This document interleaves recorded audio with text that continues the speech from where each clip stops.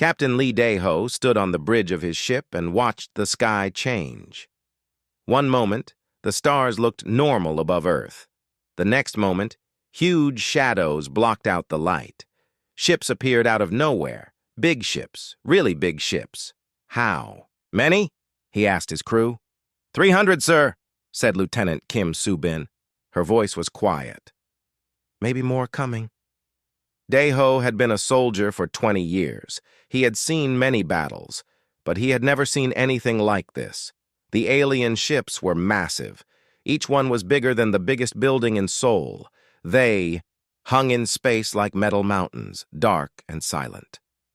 On Luna Base, Commander Park Hye-jin watched her screens fill with red dots. Each dot was an enemy ship. There were so many dots that they covered the entire display. "Sir," said her assistant, "Earth Command wants to know our options." Hye-jin looked at the numbers on her screen. Earth had 50 ships. The aliens had 300. Their ships were bigger. Their weapons were stronger. Their technology was better. "Tell Earth Command we'll do what we can," she said, "and tell them to get ready for the worst." The alien fleet had been traveling for months to reach Earth. Their leader, Fleet Admiral Vextar, sat in his command chair and looked down at the small blue planet. His species had done this many times before. Find a planet with resources. Send a fleet. Take what they wanted. It was always easy. His computer showed him information about the humans. They were young as a species. They had simple technology.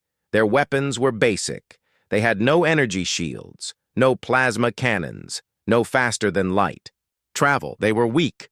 "Begin the attack," Vextar ordered. The first wave of alien fighters left the big ships. Hundreds of small, fast ships dove toward Earth like metal birds. They headed for the biggest cities first: New York, London, Tokyo, Seoul. The plan was simple: destroy the cities, break their spirit, make them surrender. But something strange happened. Captain Lee Dae-ho's ship was small compared to the alien fighters. His weapons were old. His shields were weak. Any smart person would run away. Instead, Dae-ho smiled. "All ships," he said into his radio. "Follow my lead." He pointed his ship straight at the biggest group of alien fighters and pushed the engines to full power. Behind him, 49 other human ships did the same thing. The alien pilots could not understand what they were seeing. The humans were flying directly at them. This made no sense. The human ships would be destroyed. The humans would die. Why? Were they smiling? Lieutenant Kim Soo-bin's fighter was the smallest ship in the human fleet. The alien computer system said it should be easy to destroy, but Soo-bin did something the computers did not expect. She flew her ship into Earth's atmosphere.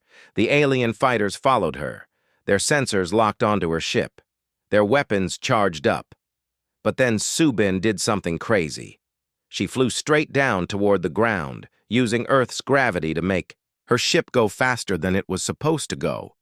The alien ships tried to follow, but they were not built for this kind of flying. Their systems overheated.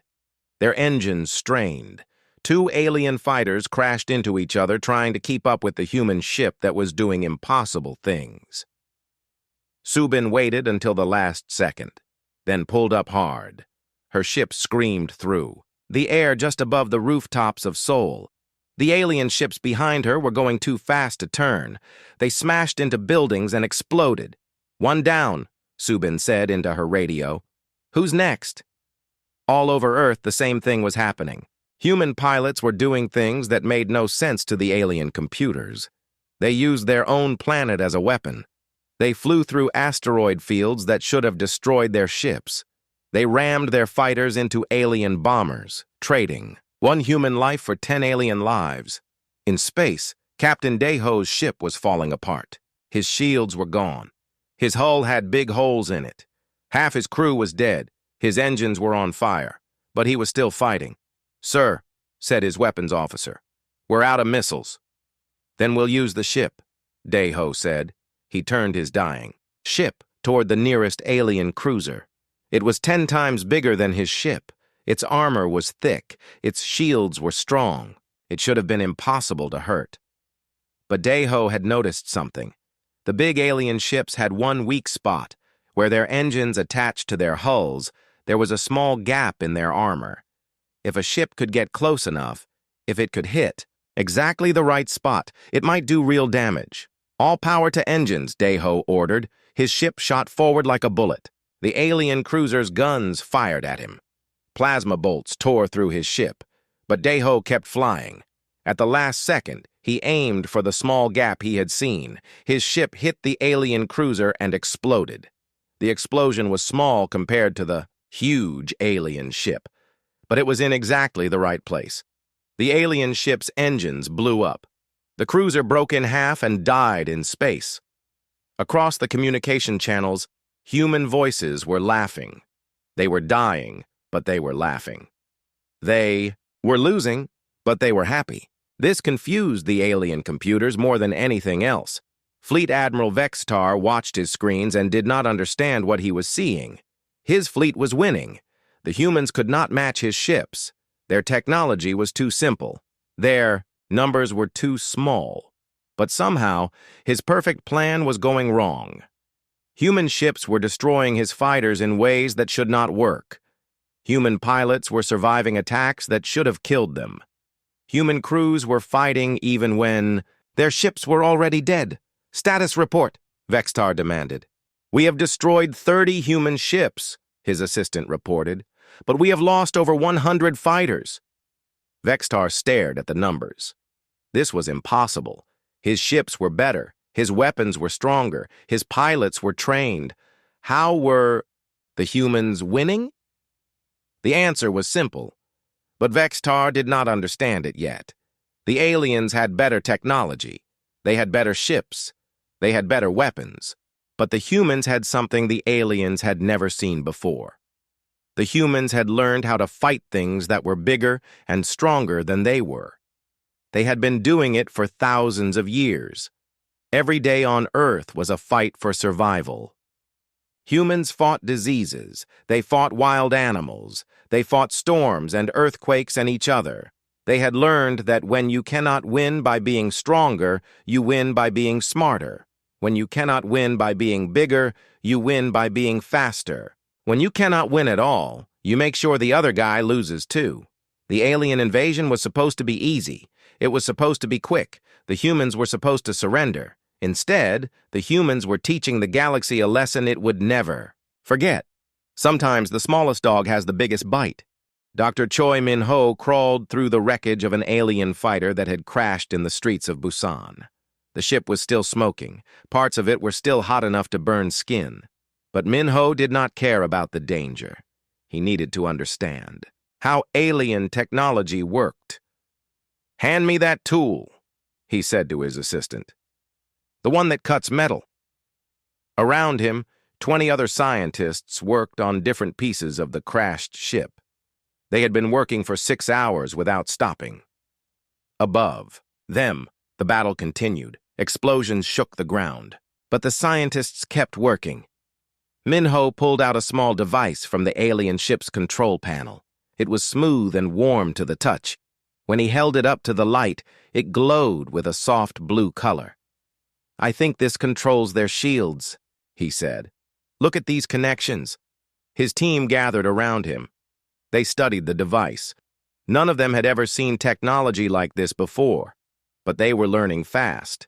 They had to learn fast. Their planet's life depended on it. "Can we copy it?" asked Dr. Park Soo-young.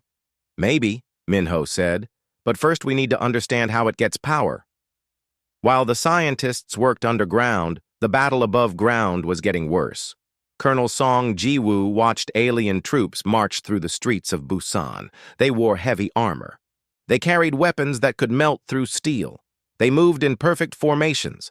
But Song Ji-woo had an advantage the aliens did not expect. He knew every street in the city. He knew every building. He knew every tunnel and every hiding place. "Wait for my signal," he told his soldiers through their radios. The aliens marched past a large apartment building. They did not notice the small charges that had been placed on the building's support pillars. They did not see the human soldiers hiding on the rooftops. They did not know that the street itself had been turned into a trap. Now, Song Jiwoo whispered. The building collapsed.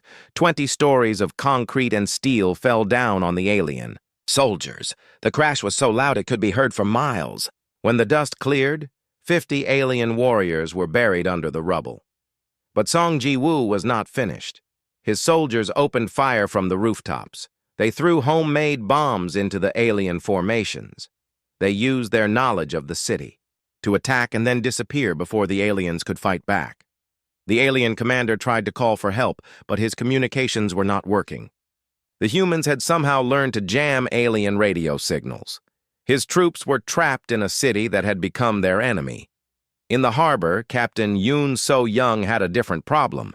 Alien landing ships were coming from space. Big ships full of alien soldiers. If they landed, they would bring thousands more enemies to Earth. So-young looked at her ships. She had 5 old destroyers and 3 cargo ships. The alien landing craft were much bigger and better armed. In a normal battle, her ships would be destroyed in minutes. But this was not a normal battle. "Load the cargo ships with fuel," she ordered. "All the fuel we have. Then set the engines to overload." Her officers looked at her like she was crazy. "Captain, that will destroy the ships." "That's the idea," So-young said. The cargo ships sailed out to meet the alien landing craft. The aliens saw them coming but did not worry. The human ships were small and old. They were no threat. The first cargo ship exploded when it was still, a mile away from the aliens. The explosion was huge. It lit up the sky like a new sun. The shock wave knocked 2 alien ships off course.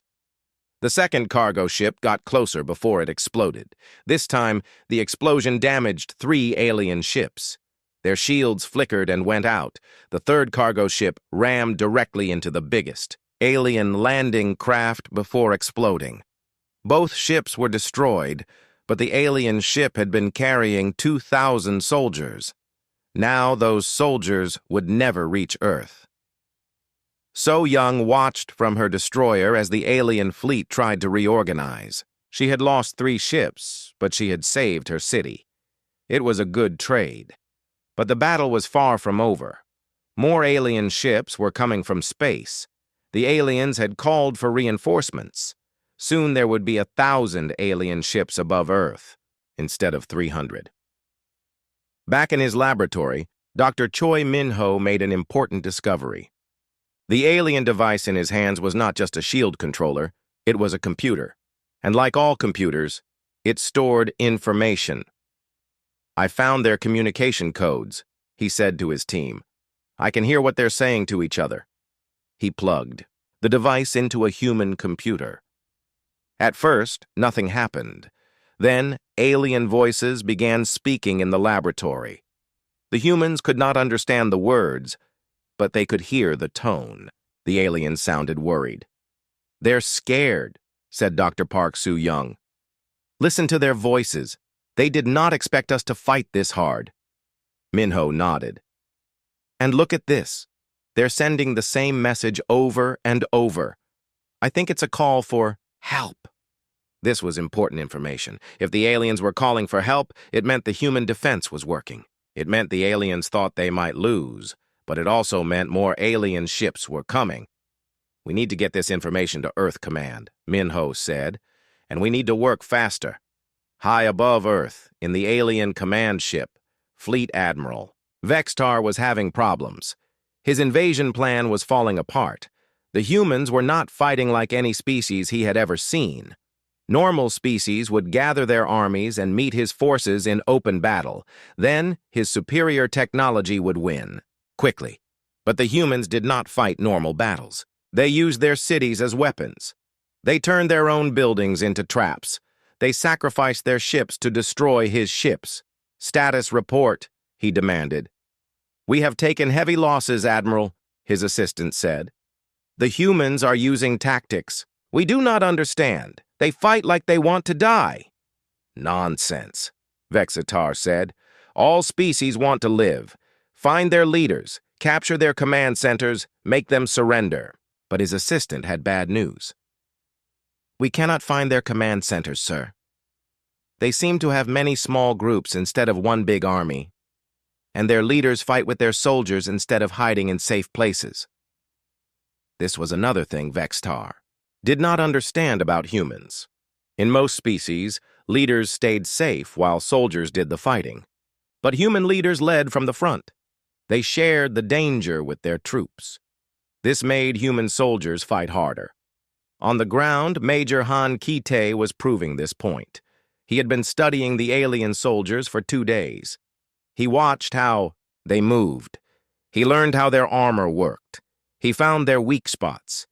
Now he was ready to strike back. His team of 20 soldiers crept through the ruins of a city. They moved silently, like hunters stalking prey.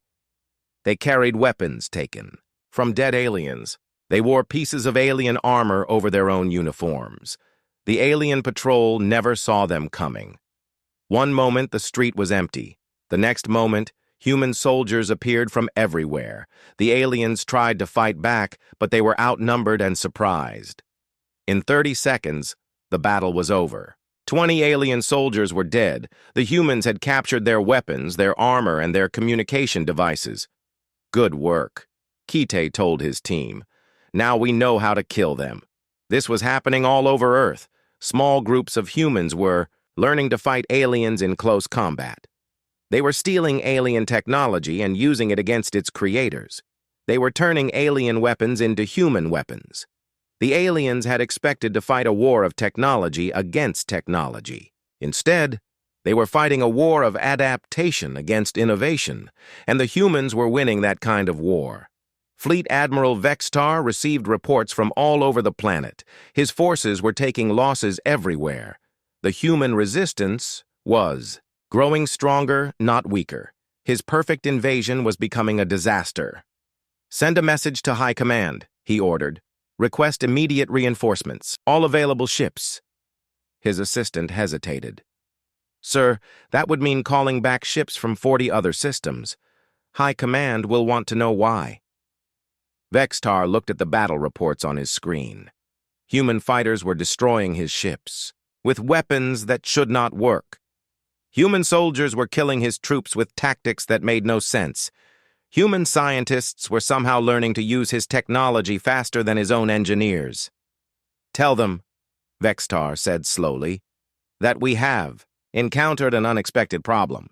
He did not know it yet, but those words would be remembered as the moment everything changed, the moment the galaxy learned that humans were different from every other species they had ever met, the moment the hunters became the hunted.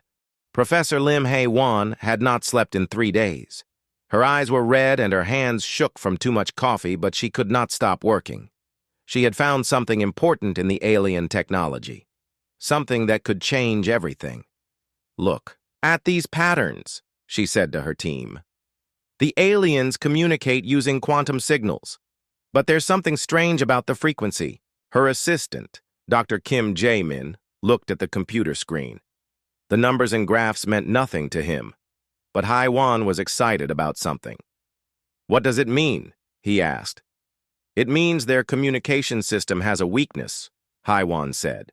"If we can generate the right kind of interference, we can block their signals. Maybe even listen to their private messages." She pointed to a graph on her screen.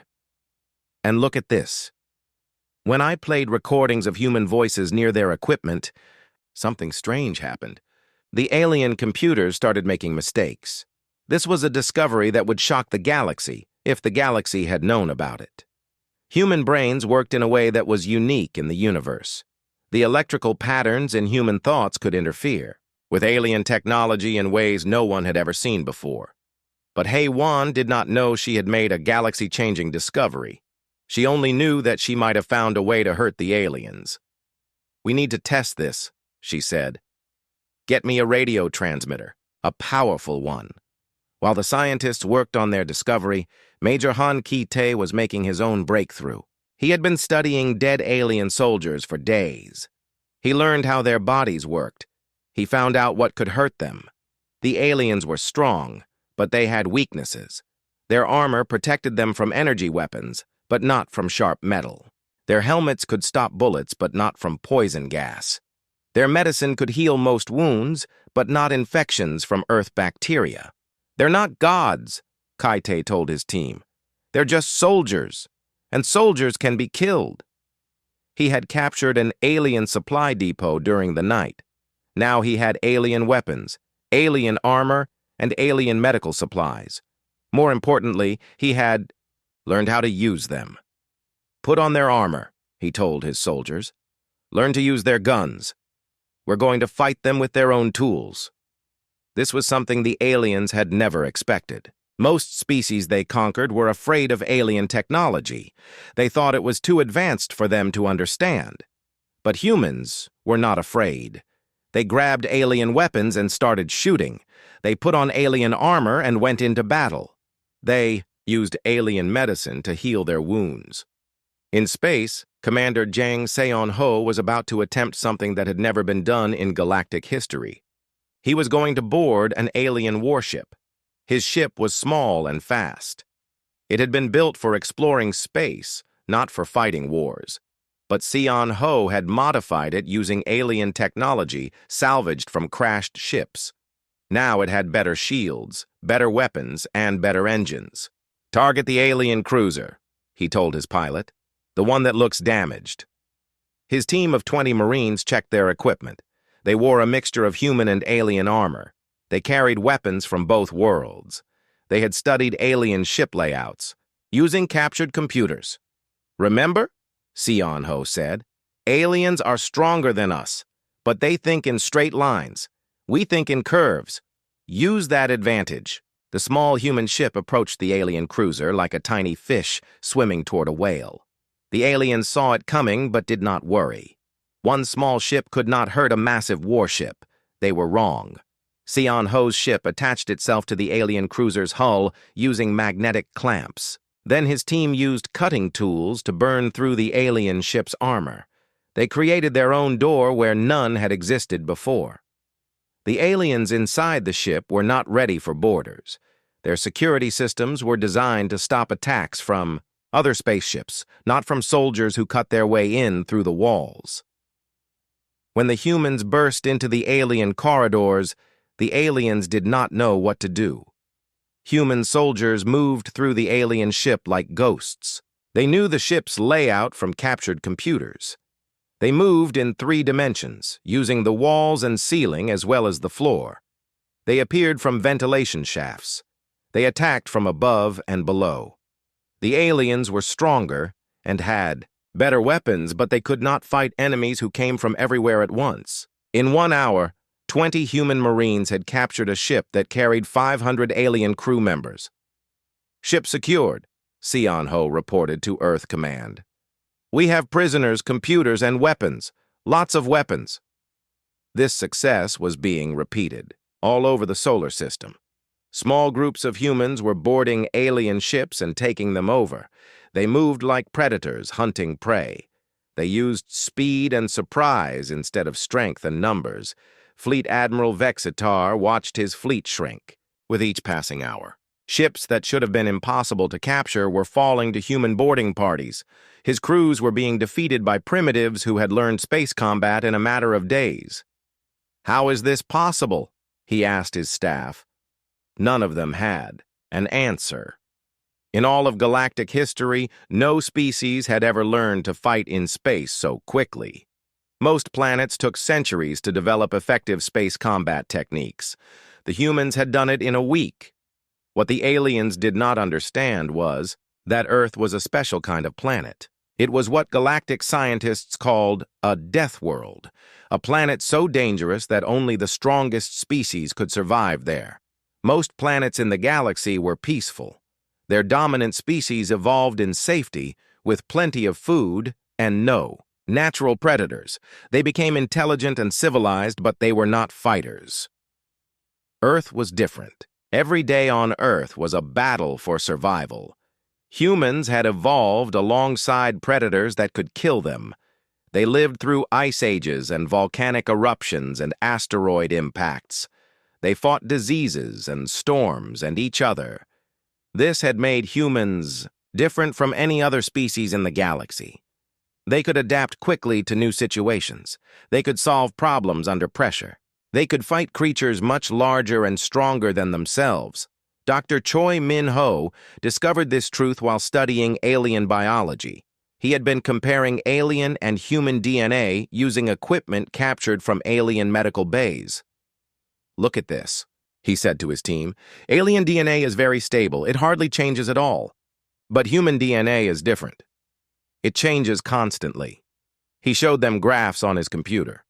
Humans adapt to new environments much faster than aliens do. We evolve in real time. That's why we can learn to use their technology so quickly. This discovery explained many things. It explained why humans could survive in conditions that killed aliens. It explained why humans could use alien weapons without training. It explained why human pilots could fly alien ships better than the aliens themselves. But Min-ho discovered something even more important. While studying alien communication equipment, he found that the aliens had been sending messages to other parts of the galaxy. Messages about Earth. "They're warning other species about us," he told his team. "Listen to this." He played a recording of an alien message. The humans could not understand the words, but they could hear the fear in the alien's voice. Professor Lim Hai-wan's radio experiment was working better than she had hoped. By broadcasting human voices on the same frequency as alien communications, she was jamming their signals across the entire solar system. Alien ships could not talk to each other. Alien commanders could not give orders to their troops. But she had also discovered something else. When she played recordings of human laughter over the alien communication network, alien computers started shutting down. Something about the sound of human laughter was causing alien technology to malfunction. "It's the brain patterns," she explained to Earth Command. "Human emotions create electrical signals that alien computers can't handle. We're literally too chaotic for their systems to understand." This was the moment when Earth's leaders realized what they were really fighting. The aliens were not just invaders. They were representatives of a galaxy full of species that had never encountered anything like humanity. Captain Lee Dae-ho, now commanding a captured alien warship, received orders from Earth Command. The orders were simple but incredible.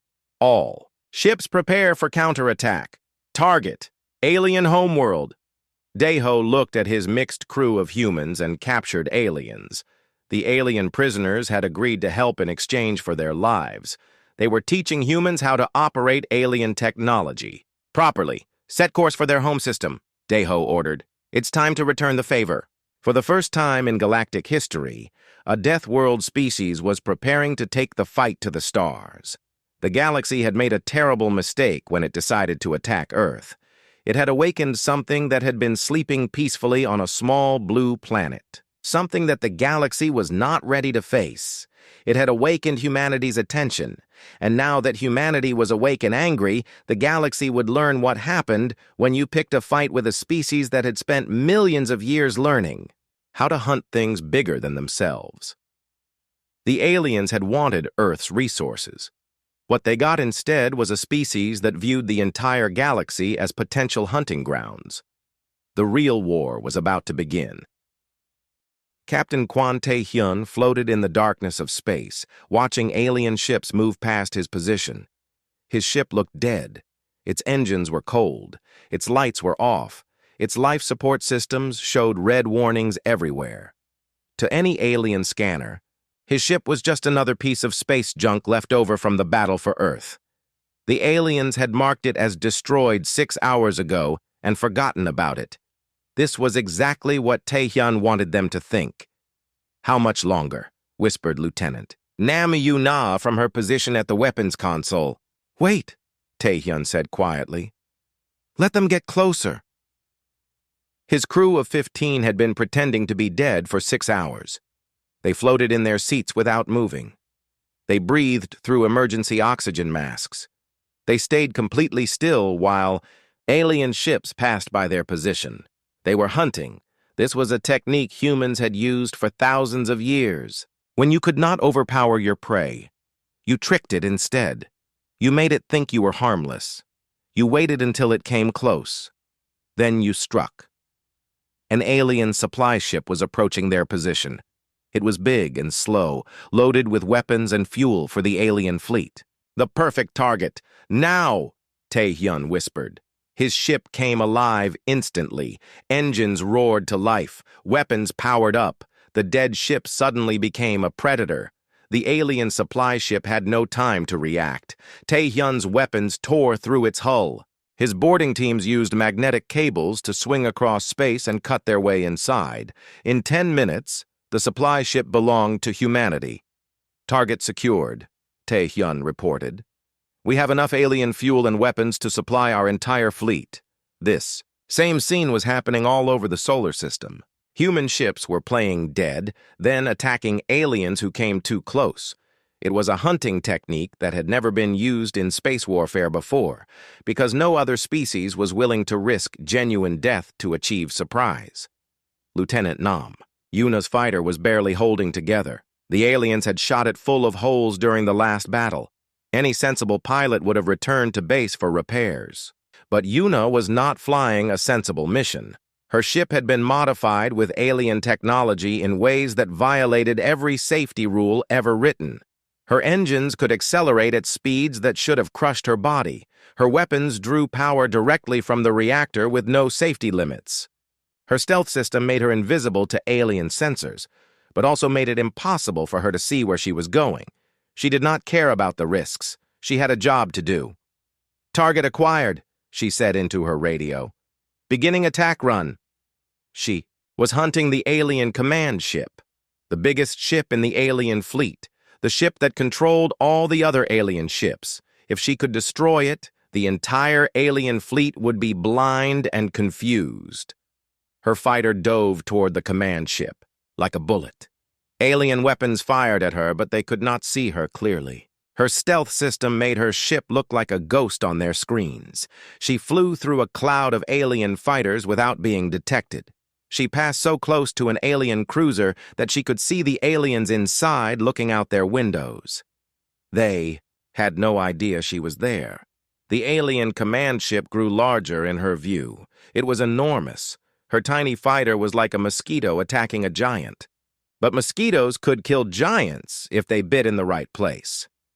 Yuna had studied the command ship's design using captured alien computers. She knew where its weak spots were. She knew exactly where to strike to cause the most damage. Her ship's reactor was already overloading.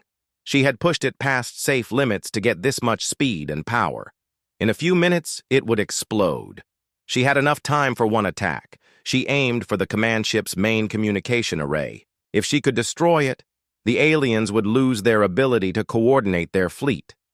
Her ship hit the alien command ship and exploded in a ball of fire. The explosion was small compared to the massive alien ship, but it was in exactly the right place. The command ship's communication system died. Suddenly, hundreds of alien ships could not talk to their commanders. "Communication array destroyed," came the report to Earth Command. "Enemy fleet is blind." On the surface of Earth, Dr. Bai Hyo-jung was making discoveries that would have horrified the galactic medical community if they had known about them. She was performing autopsies on alien soldiers, learning their biology so she could find better ways to kill them. "Their respiratory system is very different from ours," she told her team.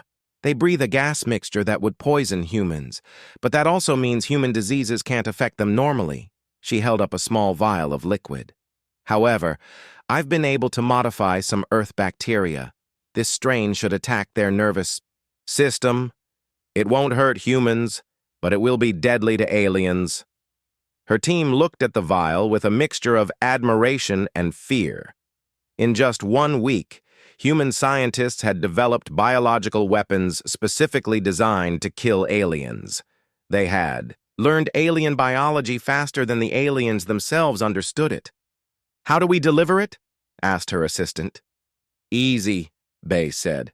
"We put it in their air supply, or their food, or their water. Anything they breathe or consume." This was another thing that made humans different from other galactic species. Most civilized species had rules about biological warfare. They thought, It was too cruel, too dangerous, too unpredictable. Humans had different rules. When their survival was threatened, they used every weapon available. They fought dirty. They fought to win. They fought without mercy. Major Han Kite's Special Forces team had spent 3 days infiltrating an alien base. They moved like shadows through the alien compound. They studied alien patrol patterns. They learned alien security codes. They waited for the perfect moment to strike. The alien base was supposed to be impregnable. It had energy barriers, automated defense systems, and 300 alien soldiers. It was the command center for all alien operations on the Asian continent. But the aliens had made one mistake. They had built their base using standard galactic defensive principles. Their walls were designed to stop energy weapons and explosive missiles. Their sensors looked for metal objects and electronic signatures. They were not designed to stop humans with crowbars and homemade bombs. Kite's team cut through the alien barriers using simple metal tools. They crawled through ventilation systems that were too small for aliens to use. They placed explosives made from household chemicals in locations the aliens never thought to guard. "Charges set," Kite reported. "Beginning withdrawal." His team slipped out of the base as quietly as they had entered. Behind them, the explosives they had planted were on timers. In 30 minutes, the alien command center would be destroyed. But Kite had done more than plant bombs. His team had also stolen alien computers, captured alien communication codes, and kidnapped 3 alien officers for questioning. They had turned a simple sabotage mission into an intelligence-gathering operation. The explosions lit up the night sky. The alien base disappeared in a series of massive blasts. 300 alien soldiers died instantly. Their command center was reduced to rubble. But more importantly, the aliens lost their ability to coordinate ground operations across an entire continent. Without their command center, alien ground forces became isolated and confused. "Base destroyed," Kite reported. "Enemy ground command structure eliminated." Commander Jang Seon-ho was leading the most daring mission in human history. He was taking a fleet of captured alien ships deep into space toward the alien home system. His mission was to gather intelligence about alien strength and capabilities, but Seon-ho had bigger plans. His fleet consisted of 12 captured alien warships, each crewed by a mixture of humans and alien prisoners. The alien prisoners had agreed to help in exchange for their lives, but Seon-ho knew they could not be completely trusted. "Remember," he told his crew, "we're not just gathering information. We're sending a message." His ships looked like a normal alien patrol fleet. They had the right identification codes. They knew the correct communication protocols. They could pass as legitimate alien vessels unless someone looked very closely. "First jump complete," reported his navigation officer. "We're now in alien territory." Seon-ho looked at the star charts displayed on his screen. They showed the location of dozens of alien worlds. Billions of aliens lived in this region of space. None of them knew that human ships were now hunting in their territory.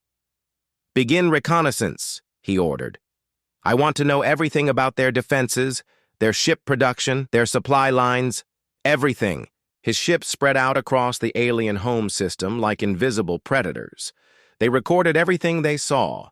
They mapped alien defenses. They identified targets for future attacks. But Seon-ho did more than just gather intelligence. He also planted surprises. His ships released small probes that attached themselves to alien space stations. The probes looked like space debris, but they were actually bombs with timer systems. They would explode weeks later, causing chaos and confusion. Other probes were data collectors that would steal alien computer files and transmit them back to Earth. The aliens would not know their secrets had been stolen until it was too late. Phase 1 complete, Seon-ho reported to Earth.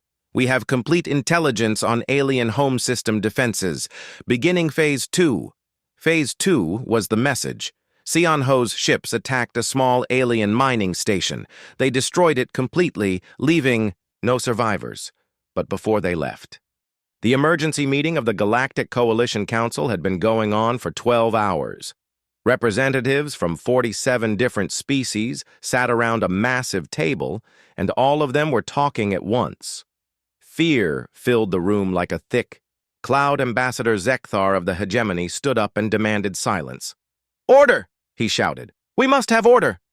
The room slowly became quiet, but the fear remained. "We are here," Zekthar said, "to discuss what Coalition intelligence is calling the human problem. In the past week, these creatures from the third planet of System Sol 3 have done something that has never happened in galactic history." He activated a hologram in the center of the room. It showed the wreckage of the Coalition fleet that had attacked Earth. 300 of the most advanced warships ever built, now floating in space as broken metal and dead crew members. "They destroyed our invasion fleet," he continued. "Not defeated, destroyed. Every single ship is gone. Over 100,000 Coalition personnel are dead or missing." Murmurs of shock and disbelief filled the room. Several ambassadors looked like they were going to be sick, but that is not the worst part, Zekthar said. "Show them the other reports." New holograms appeared. Images of destroyed alien bases on dozens of worlds, space stations that had been blown up by mysterious explosions, supply convoys that had simply vanished without a trace. "In the 7 days since the failure of the Earth invasion," Zekthar said, "human ships have been spotted in 47 different star systems. They have attacked military bases, destroyed supply lines, and somehow stolen our most advanced technology." Ambassador Veltar of the Science Collective raised one of her 4 arms. "Impossible," she said. "The humans had no faster-than-light travel capability. How could they spread across the galaxy so quickly?" "They learned," Zekthar replied. "In the span of 1 week, they reverse-engineered our FTL drives, our weapons systems, our communication networks, and our defensive shields. They learned in days what it took our species centuries to develop." The room erupted in frightened voices. This kind of technological adaptation was supposed to be impossible. No species could learn alien technology that fast. "There's more," Zekthar said. "Show them the communication intercepts." A new hologram appeared.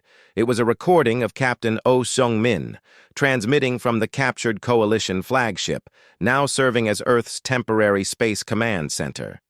"Coalition forces," the human voice said in perfectly clear galactic standard language.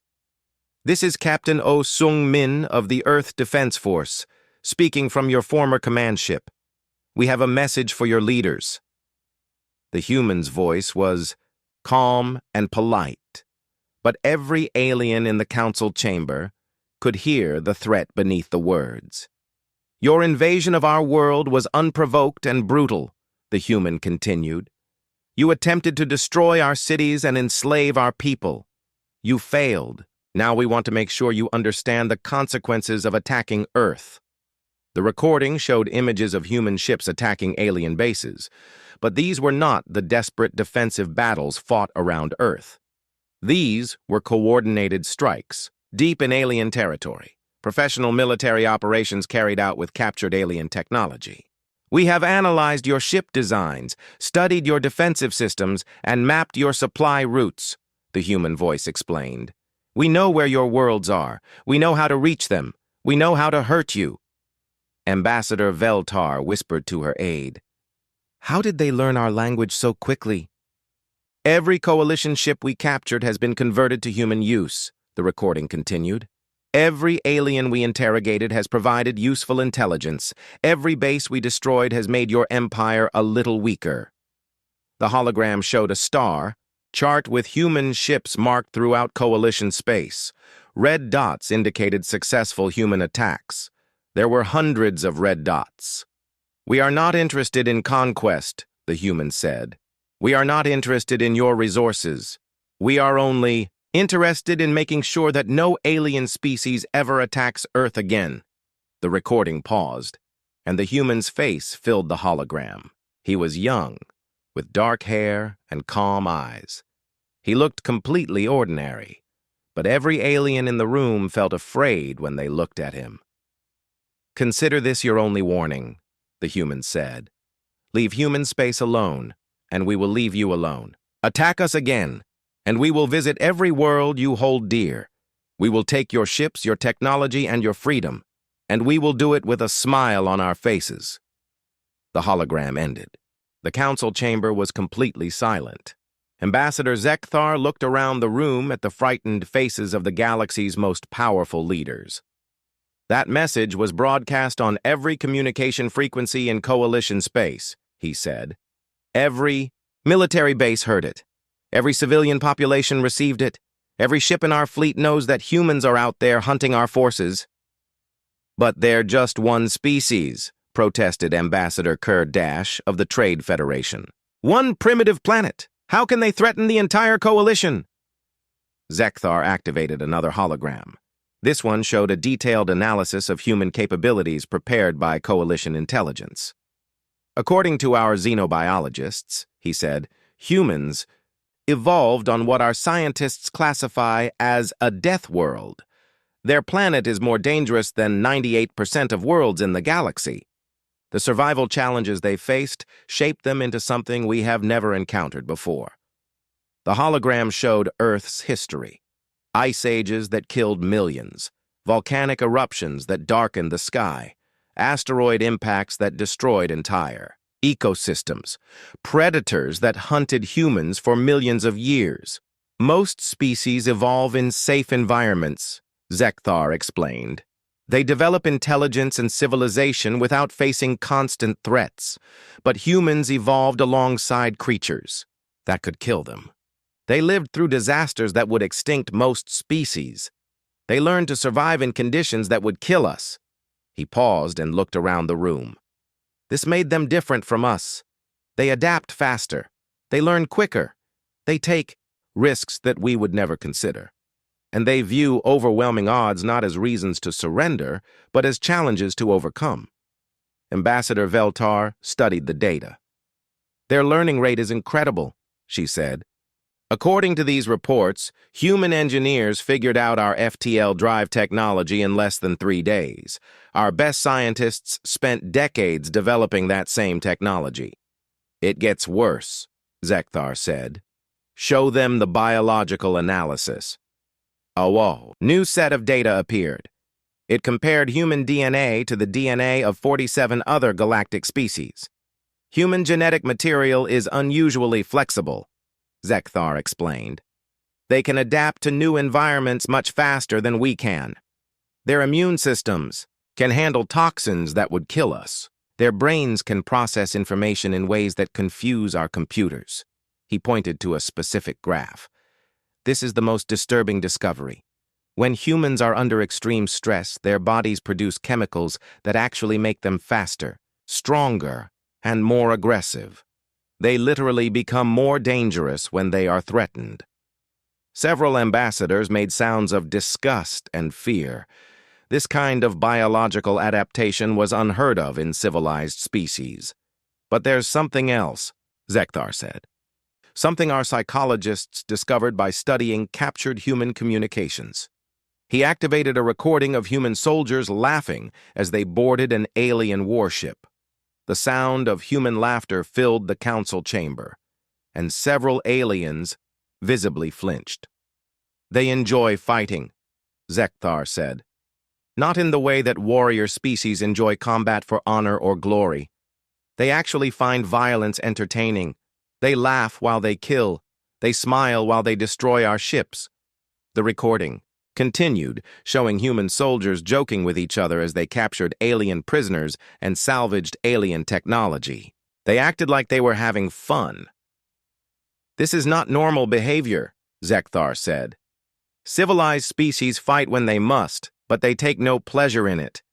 Humans are different. They treat war like a game. They treat our technology like toys. They treat our threats like jokes." Ambassador Dash stood up nervously. "What do you recommend we do?" Zekthar looked at him with tired eyes. Coalition intelligence has run every possible scenario through our tactical computers, he said. Military conquest of Earth is impossible. The humans are too adaptable, too creative, and too willing to take risks.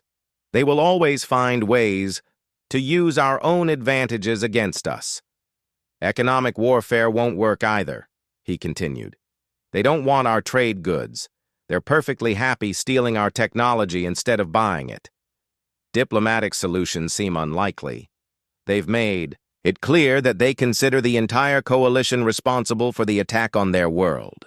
They want guarantees that no alien species will ever threaten them again. The room was silent as the implications sank in.